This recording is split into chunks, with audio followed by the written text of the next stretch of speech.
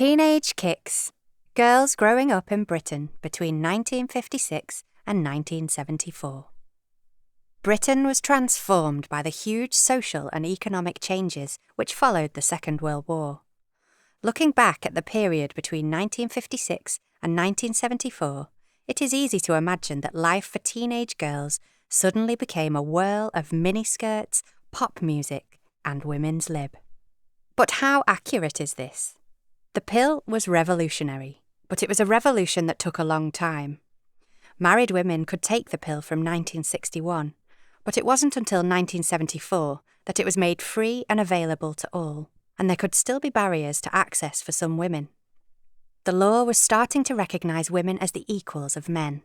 From 1969, it became easier for women to get divorced. Abortion was legalised, in some circumstances, in 1967. Some young women were starting to leave their parents' home for work rather than marriage. A good education could help girls get a good job, but not all girls had an equal chance. It was harder for girls from poorer families to turn their hard work at school into a good career. Any teenage girl with a little money to spend was spoiled for choice in the new department stores, record shops, and coffee shops.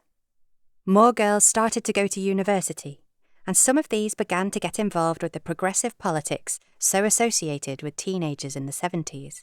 Others were politically involved via trade unions.